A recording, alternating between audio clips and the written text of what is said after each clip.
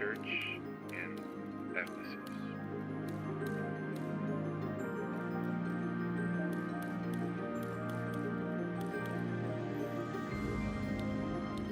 Do not lose your first love.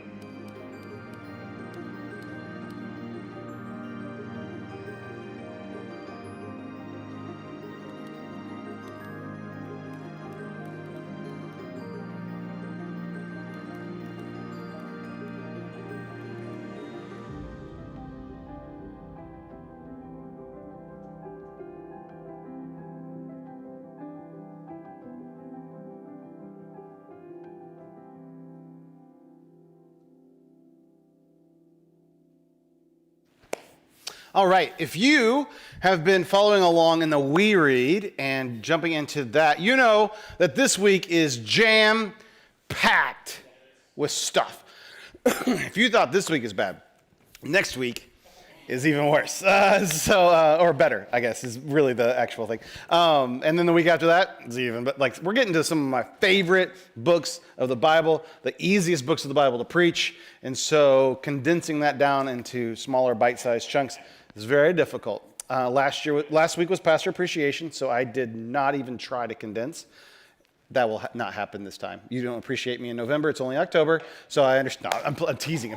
But that's, if you would have brought some of that pork butt, maybe we'd appreciate you more in November.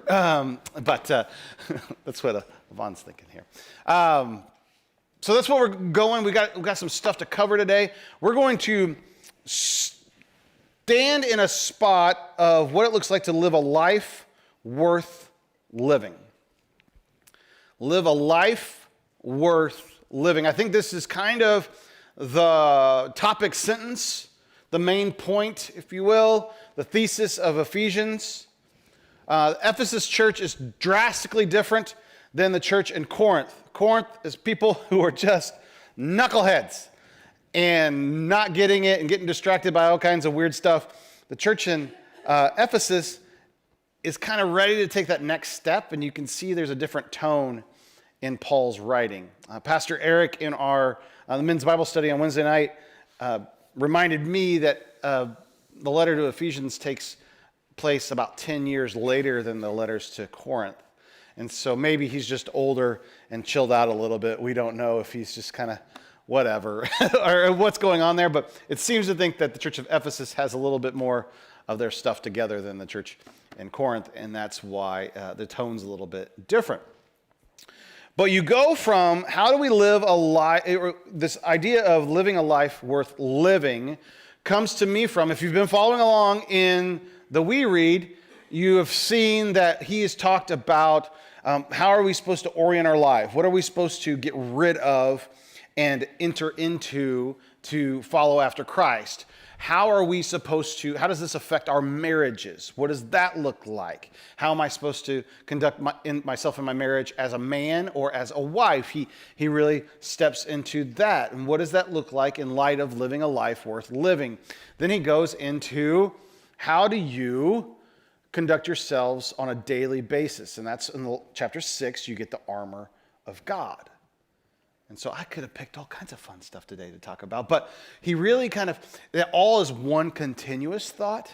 It's not really separate. And when you have a letter that's this short, it's really, really hard just to pick a few verses out and go from there because there's so much happening in this book. And it's this beautiful thought. And so I want to urge you, maybe you've not even been a part of We Read, but these next 3 weeks, we're taking one book at a time. And so I would urge you to go back and read all of Ephesians. You can do it in probably 20 minutes. Then next week will be Philippians, and the next week I think Colossians, unless I might be getting them mixed up in my head. But just join in us right now. Join in us right now on the We Read because this is just some of the most impactful into your life. It's not, oh, how do I apply Jesus' sayings to me, or that's an interesting miracle, which we can go on for days and days and days and are hugely important. But this is the most practical, accessible, okay, this is what's going on, scripture that there actually is, outside the Sermon on the Mount. That this is the meat and potatoes, good stuff. So jump into it. Even if you haven't been a part of it, I want to challenge you to do it these next couple weeks, and I'd love to be a part of that with you. Living a life worth living. How do we do that? We're going to be in our, the end of the year always has the best of type lists. You're inundated on Facebook with these things. What was the top 10 moments? What was the top 10 celebrities that drug overdosed this year? What were the top, just the random lists, right? We get all these really weird things. And then you start getting into the lists of how to lose 20 pounds without changing your diet. You can't.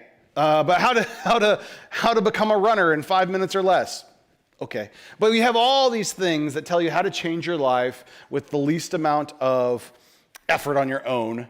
How do you do all these different things? The top 5 pills to change your hair color. All these weird things that go on. In reality, it's so much more simple than that. You've got to either take small changes in your life or you got to make big changes in your life. Whichever. Some of us, we like to swing for the fences. We wake up, we got a plan.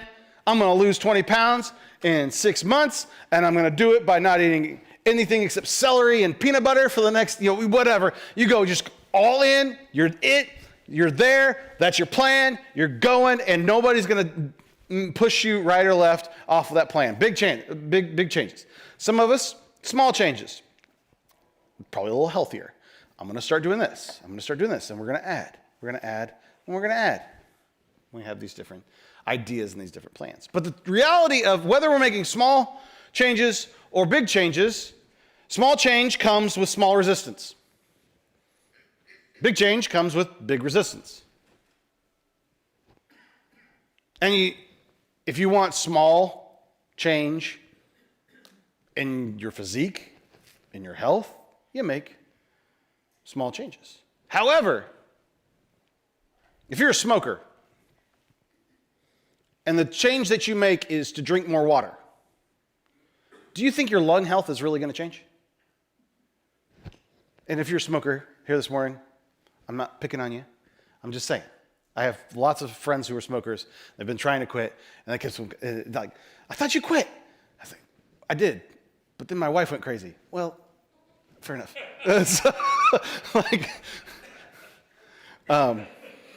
I'm not going to mention any names on that one. No elbows thrown today, right? Okay, so, but you have a small change. Drinking water is not going to fix the problem of lung health. You've got to make a big change. And there's going to be big resistance on doing something as grandiose as stopping smoking, right? If you've ever tried to stop smoking, that is not an easy bear to tackle. But it's one that's necessary. There's big resistance behind it. But if you want a big change and the difference between stopping smoking or drinking water every day in your overall health, those are going to be two drastically different things in how the improvement of your health is. But small changes still comes with resistance. Big change comes with bigger resistance. We fall into the victim and the idea, and I think the church of Ephesus was falling maybe into this idea of, well, if I'm doing it for God, if I'm trying to better myself, it should be easy. It should be, if I want just to have a better, less anger, and God should bless that, and I should not have any more anger. My temper should be totally controlled. If I don't want to gossip anymore, Lord doesn't want me to gossip, so it should just be really easy for me to get over the temptation of gossiping. Right? And I understand that. I also think that. If I'm not guarding myself, I'm like, well, God, you should have made this easy. It's a good thing. Except anything worth doing is going to be difficult. Nothing easy. Nothing. That's why millionaires or people that win the lottery almost always go bankrupt. It came easy, it goes out easy. That's why you see so many professional athletes lose everything they have. Now, it didn't come easy. They worked hard for it, but they go from so much nothing to so much so fast that I don't know what to do with this. We think that even in our spiritual health. I think Paul is speaking into that church and he's speaking into our church. If you want small changes, it's still going to come with resistance. If you want big changes, it's still going to come with resistance. And that needs to be kind of beat into our head, but also the fact of if you want to live a life worth living, it's worth it. It's worth the resistance. If you want to live a life that's worth something, that leaves a mark on something, that echoes throughout history, it's worth doing.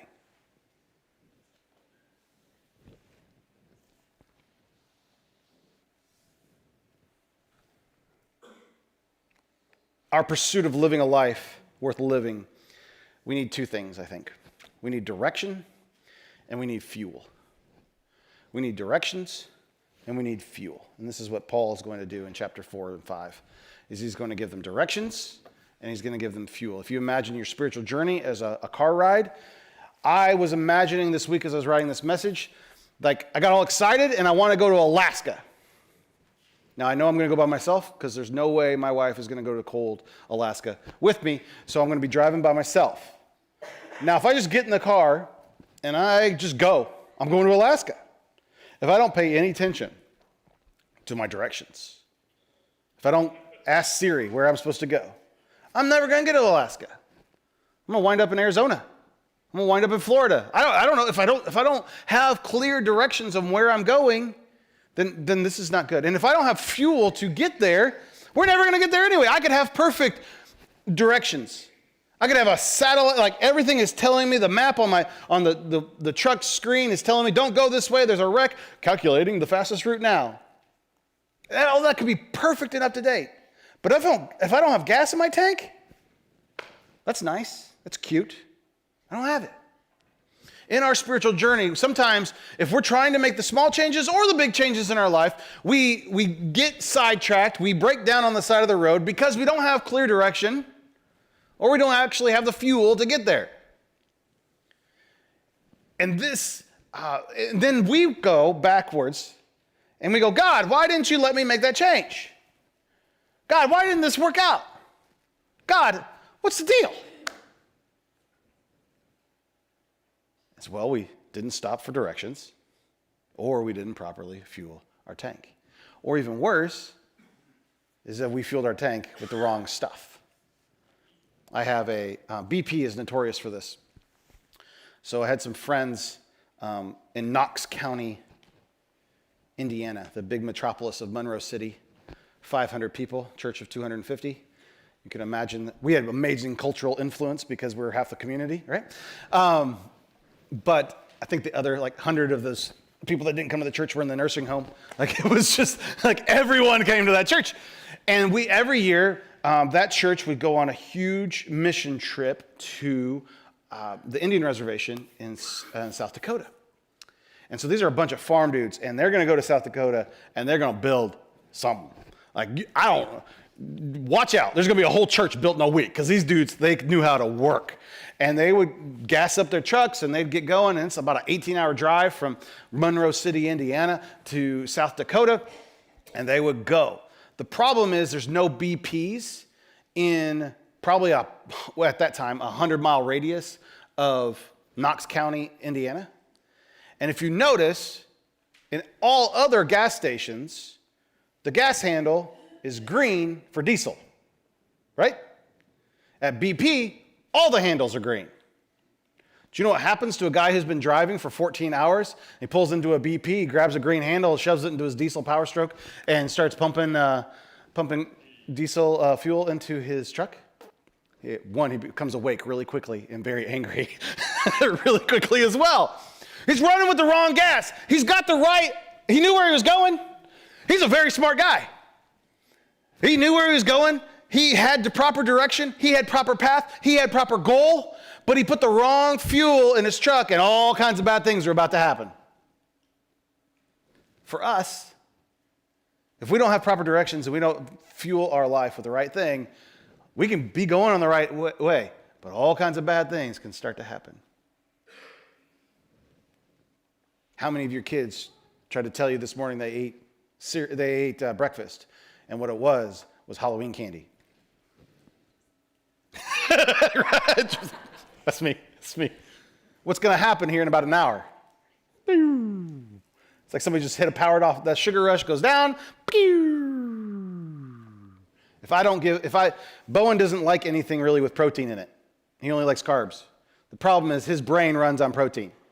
And you can mark, last year. He's so much better this year. I know he was the butt of a lot of jokes last year. I apologize, Bowen. I'm going to go ahead and apologize to your counselor years from now. And but when his brain, the way his brain works, is I could mark it on a graph.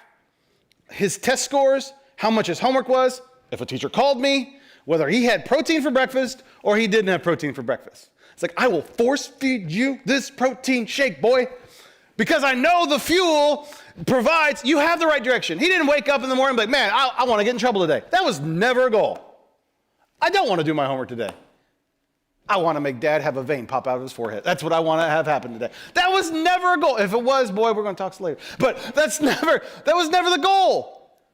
I can have proper direction, but if I don't get the proper fuel, I can't get there. Have I beat the metaphor enough? Because in our lives, in your lives, we have proper directions. Sometimes we have the direction in our life, but we don't fuel it enough. Other times we have the fuel, but we don't know where we're going. We have all the energy in the world, but we don't know what we're doing. You fall into one of those two camps. Paul, talking to the church in Ephesus, is speaking to those same kind of people. People haven't changed.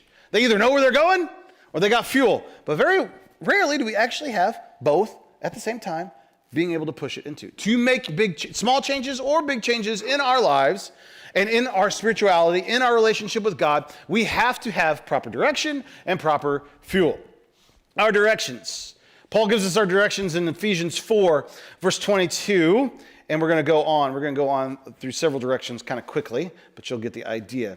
You were taught with regard to your former way of life. Okay, he's saying, listen, the way you used to be, you don't want to be there anymore, right? We all agree? I don't want to be that guy anymore, right? I think about the person I was 20 years ago, 30 years ago, 15 years ago, 10 years ago, 5 years ago. I don't want to be that guy anymore. I want to be different. Okay, so I was taught, with regard to your former way, to put off your old self, take the old person away, which has been corrupted by its deceitful desires.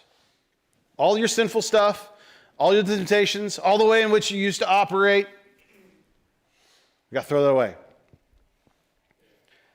What does that look like? Why? How? To be made new in the attitude of your minds, and to put on the new self, created to be like God in true righteousness and holiness. All right? We have to choose our goal, get the directions, have the fuel to go, to put on new self, created to be like God in true righteousness and holiness. This idea of to put on a new self. If you have a physical Bible with you and a pen, you could underline verse 24. It would not be a waste of ink. To put on your new self, created to be like God in true righteousness and holiness. Are we created to be less than? Are we created to be kind of okay? No, we're created to be like God in true righteousness and holiness. Woo. I don't think that highly of myself. but what is Paul speaking into us? Listen, once you've been redeemed, Jesus himself has sacrificed himself on the cross for you. So what is the goal of your life? Where is the destination of your life? To be like God in true holiness and righteousness. That is a large goal. We can't get there, folks, without direction and without fuel. Paul goes on to talk about the directions of this. You may only, and what happens when we have one wrong direction on our GPS? If you remember when you had to print out MapQuest and maybe the ink would get all splurry on one direction and you didn't really know where you're supposed to turn right or left on Washington Avenue, so you're going to just go for it. You got a 50-50 chance we're going to turn right, except it's a one-way street, and now we got problems. No? I'm the only one? Okay, fine. When you have issues, like when you get one direction wrong in your list, you still have problems. But you can generally get there. It doesn't take you. Look at the next one. I can get there. I can make a couple lefts and be back to where I'm supposed to be. A couple rights. God bless the grid system of Indiana and Illinois. Right? You just keep on turning right turns. You'll be right back where you used to be. These are directions. We can be struggling with one and still be moving towards the right goal. It just says, hey, we need to be working on harnessing all of these. Number one, put off all falsehood. Hypocrites. Being something, trying to project yourself as something you're not. Verse 25, therefore each of you must put off all falsehood and speak truthfully to your neighbor, for we are all members of one body. I love the metaphor of the body when speaking truthfully and falsehood. Just think about the absurdity if a hand was like, I'm not a hand, I'm an ear. And trying to convince the rest of the body, I'm an ear. No, you're a hand, you've got 5 feet. No, I'm an ear. But that's the absurdity of when we try to project falsities to the people around us. This is who I am. We're trying to be something we're not. It's so easy to do with social media and Facebook and Instagram and all the different things. This is who we're perfect. I talked to somebody how many people have Halloween pictures of a happy family and there was no happiness happening?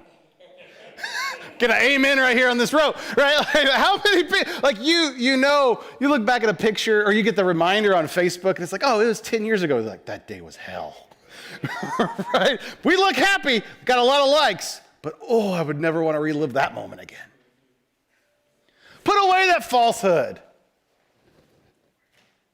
Because it's like a hand trying to convince the rest of the body, I'm an ear. You're welcome.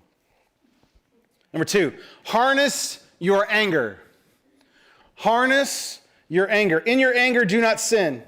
Do not let the sun go down while you're still angry, and do not give the devil a foothold. I love that it says don't be angry at all. I love that it doesn't say that. But there is something called righteous anger. There is something that stirs inside you and say, I need to have passion in this moment. This is wrong, and something needs to be done about it. There's a goodness in that. However, when we're talking about anger in this spot, in your anger, do not sin. Well, that's a little bit more difficult. We're talking about our road rage. We're talking about our dealing with our children, dealing with our spouses, dealing with our families, dealing with all these things. In your anger, do not sin. Well, then what am I supposed to do with my anger, right?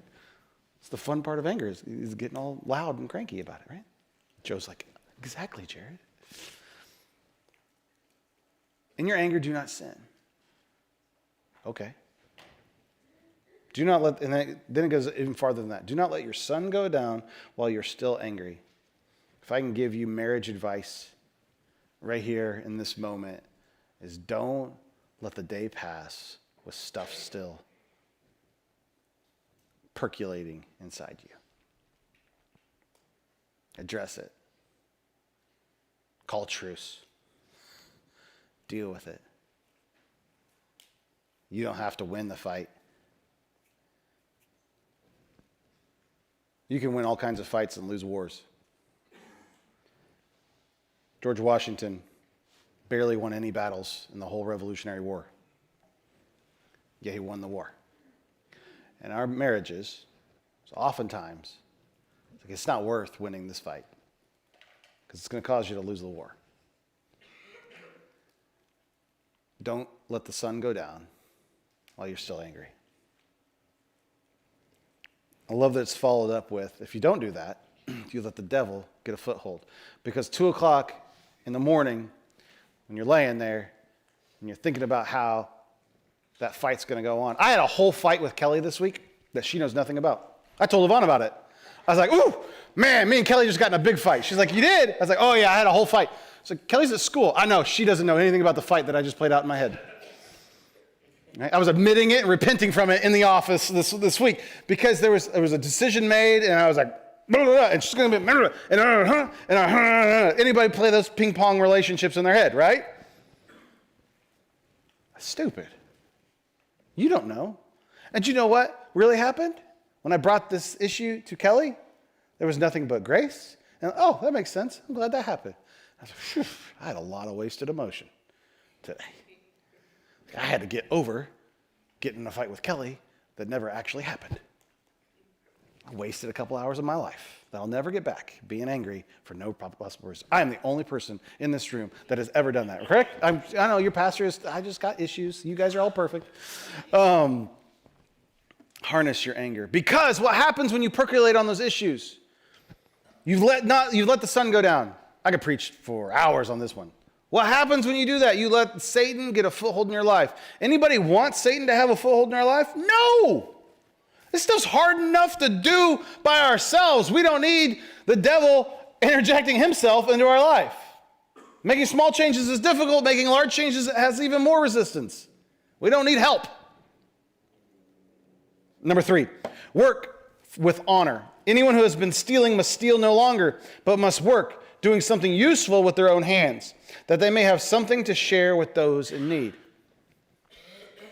Work with honor. Number 4, build others up. Do not let any unwholesome talk come out of your mouths, but only what is helpful for building others up according to their needs, that it may benefit those who listen. If we practice this one, we will speak way less. Do not let any unwholesome talk come out of your mouth. There is no if and buts. There's no contextualizing this. Shut your mouths if you don't have something good to say. Don't let any unwholesome talk come out of your mouth, but only what is helpful to building others up. If we would did like it's round percentages, how much of our day would fall into this camp? If you think about it, maybe think about it today. How much of the words I speak, think about it in your conversations. Think about when you're yelling at the screen during the football game later today. How much of the conversations of my life are wholesome talk that build others up? What is the real percentage of that? It's like you don't even need a swear jar. You just need a jar that's, man, that was just trash. That was icky. That didn't help anything. That just brought shame or guilt or ugh. There's not a theological term for that, but ugh. You know what I'm talking about? That's not good. That's not wholesome. That didn't build anybody up. How much of our day is that? If we could start to grab a hold of that, how does that change our life and how does that change the people around us? And I will tell you what. If you want to change the way in which your tongue works, the words in which you speak, that is not a small change. That is stopping smoking cigarettes times 10 changing because it's so easy. It's so easy to, oh, I want to reel that back in. It's so easy to do that.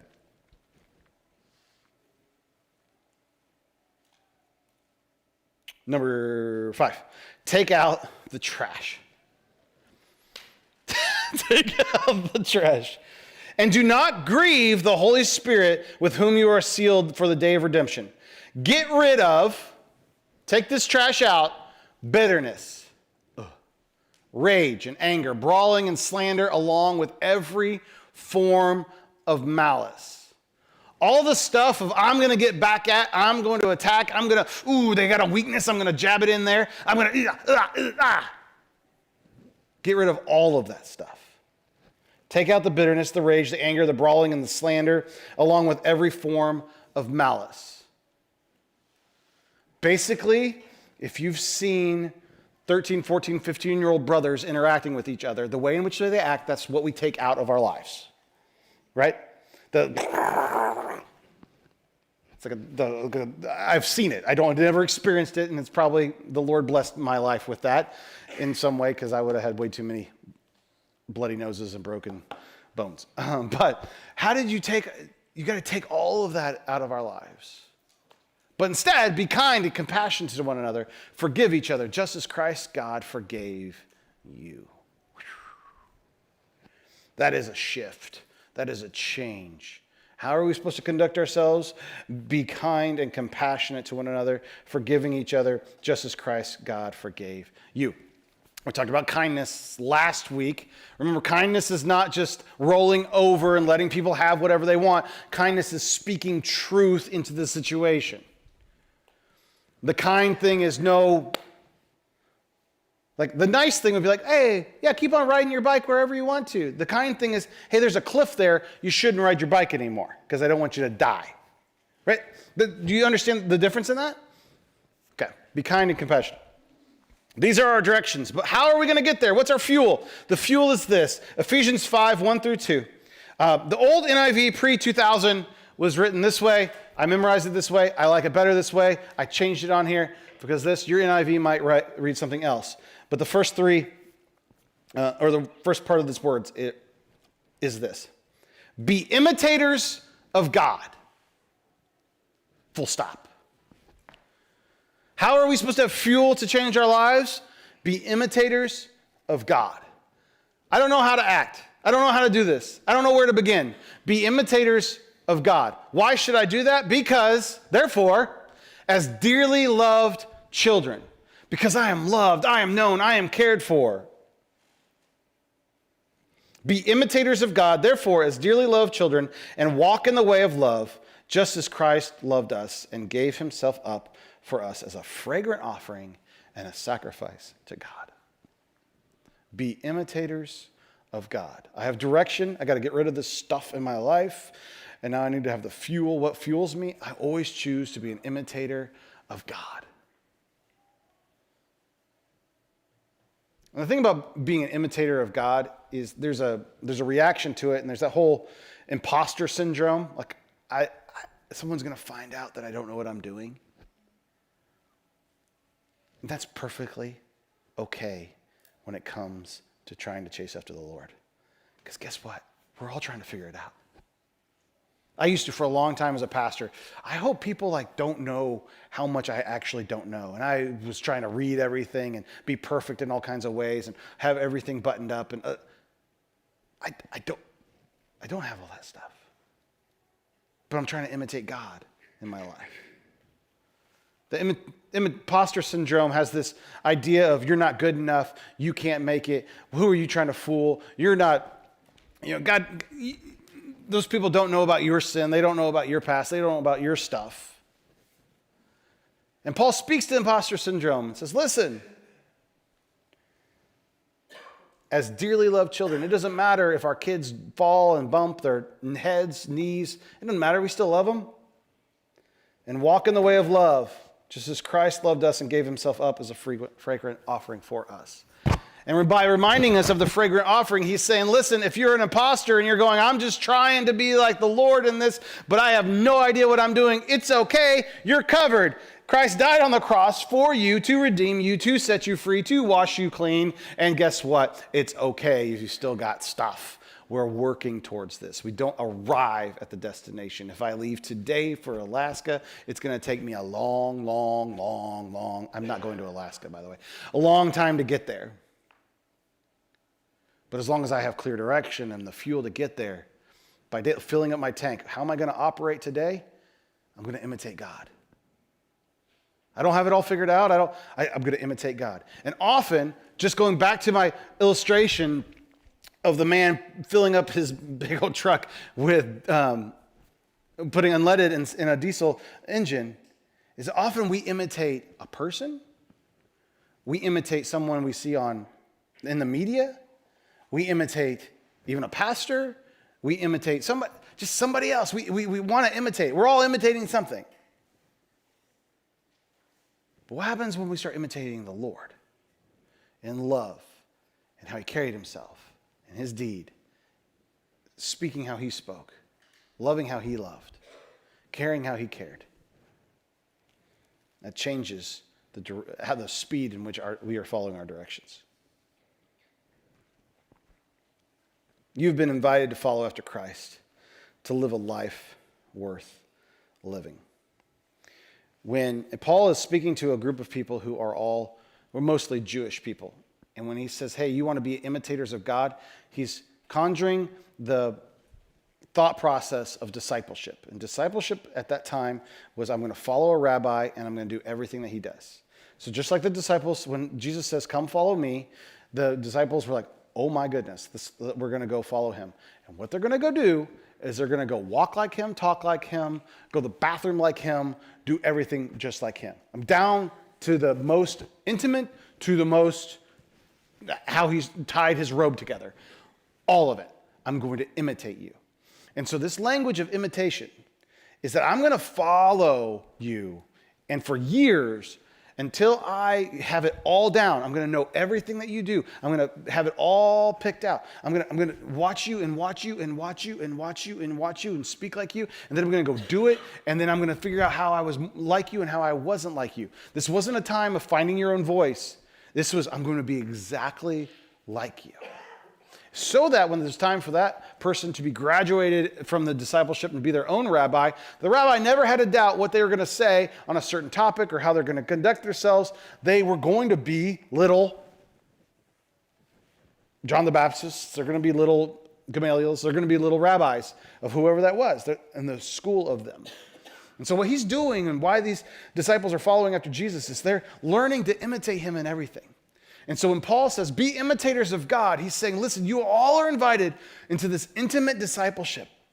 You all are getting the invitation. Come follow me. Follow after Christ. Become like him in every way you possibly can. We have that same invitation today. That when we say we're going to go, we want to change our lives, we want to attack the big things in our life. Maybe they're small changes, maybe they're big changes. We have our direction and we have our fuel. But we do that so that we can become more like Christ day after day after day. This morning we're going to take communion. And I need a communion cup, so if someone could throw that to me, that'd be great. Thank you, sweetheart. We're going to take communion with this idea of, we're going to take communion with this idea of being imitators of God. Of how this all kind of plays out with who the Lord is and what he's done in our lives. So taking communion this way, to me, as I was thinking about the communion moment for this morning, was kind of the foundation for the whole message.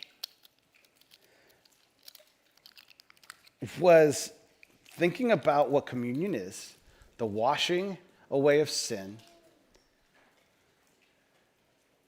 the redeeming of us, so that we get to have everlasting life with Jesus. But in his very sacrifice, he invites us to be more like him. He gives us the opportunity to be more like him. So often in our lives, we're like, man, if I just had the opportunity to do X, Y, or Z, I know I could reach that next level. I know I could do that thing. In communion, we get the opportunity to follow him in all things, in our whole life, how we conduct our day-to-day, our thought life, our private life, our outward life, all of it.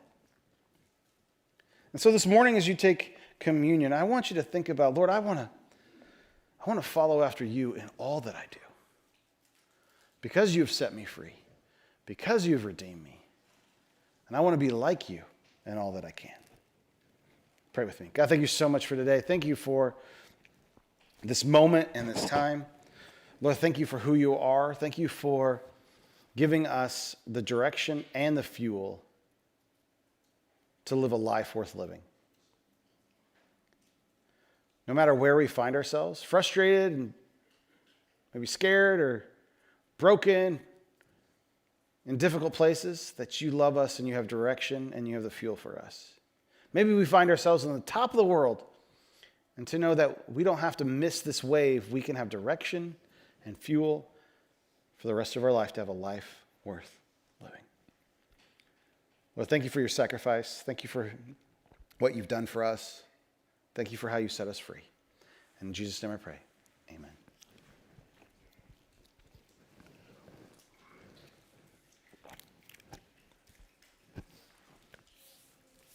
We have some opportunities for all of our people in our church. As I talked about it a couple weeks ago, is that maybe there's undiscovered gifts, undiscovered awesomeness that's out there. Every time I meet with a leader here in the church, it doesn't matter what ministry it is, from the clean team helping clean the church throughout the week, to community team, to kids ministry, to student, all of them. To greeters, to every single ministry. Man, really could use 2, 3, 4, 5, 6, 18 more people. Really could. And asking for volunteers is such a two-edged sword to me. It's because I don't want to come off like, hey, guilt trip, you got to do something. Working in the church, using your gifts for the Lord is never a have to. Even when it is hard, It's a get to. I get to bless someone. Whether we are doing the clean team things and we're preparing the church to receive guests and hopefully be an environment in which changes lives and changes eternities. We're preparing an environment for the kids where they're going to be loved maybe more than they are all week long. We're preparing an environment for students that maybe this is a place in which a bunch of 8th and 9th graders are coming together and without all the other distractions, learning about Jesus. Like, it's a miracle. All the different things that we've got going on. There's all kinds of opportunities. Maybe you have undiscovered gifts that we just don't know yet about you. That we would love to partner with you in using your gifts for the kingdom of God. I have no problem working with another church to pull off Gift Mart. Church our size can't pull off Gift Mart by ourselves. Maybe we triple in size and we can start thinking about doing our own Gift Mart all by ourselves. And we have to get some storage units. But I would love to be there. Love to be there.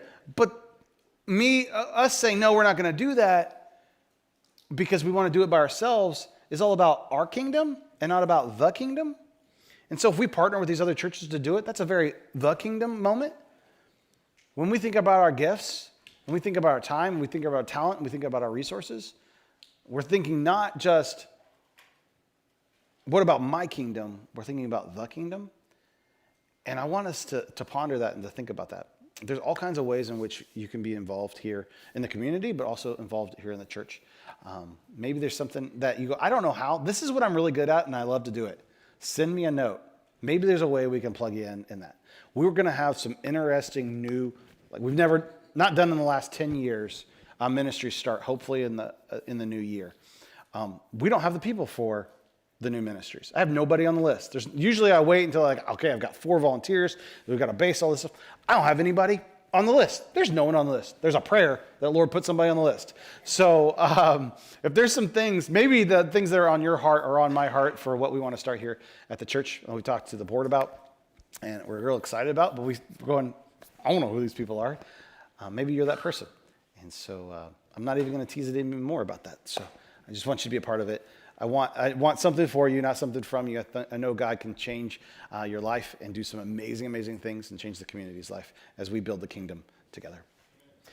May the Lord bless you and keep you. May his face shine upon you all the days of your life. You are dismissed.